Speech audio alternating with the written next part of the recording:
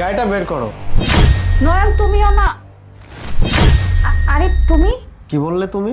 ওই আসলে হয়েছে কি, নয়ন সবসময় কিচেনে এসে আমাকে হেল্প করে, তো তো তুমি এসে দাঁড়িয়েছো আমি বুঝতে পারিনি, আমি ভাবছি নয়নই এসেছে, এর জন্য বলে ফেলছি।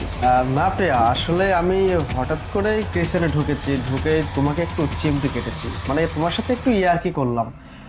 কিন্তু তোমাকে চিমটি কাটার পরে তুমি নয়নের নামটা নিলে, মানে ওইটাতে আর কি একটু অবাক হয়েছি যে তুমি কেন নয়নের নামটা নিলে।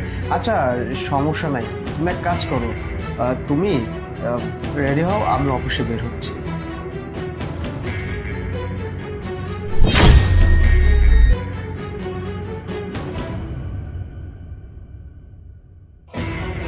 হ্যালো নয়ন, শোনো, বলতেছি তুমি আগামী 2-1 সপ্তাহ আর আমার বাসায় এসো না।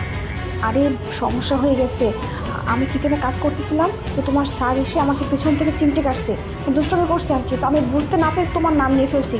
এতে করে তো ও আমাদেরকে নিয়ে সন্দেহ করতেছে, বুঝছো?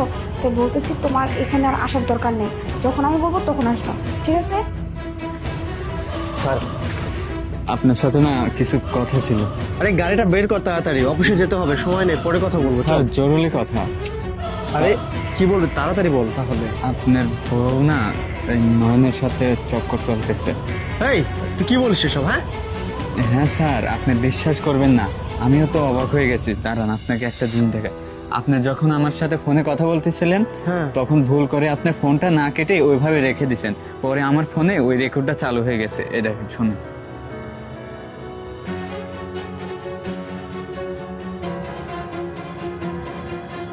দেখছেন স্যার? হ্যাঁ, তার মানে প্রিয়া, বুঝতে পেরেছি। ঠিক আছে, তুই এখানে ওয়েট কর, আমি একটু আসছি। হ্যাঁ, ঠিক আছে, কাউকে স্যার। কিছু বলিস না যেন। ঠিক আছে। থাক।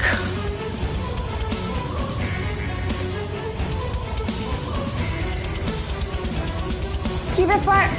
আরে তুমি অফিসে যাওনি, চলে আসছে যে?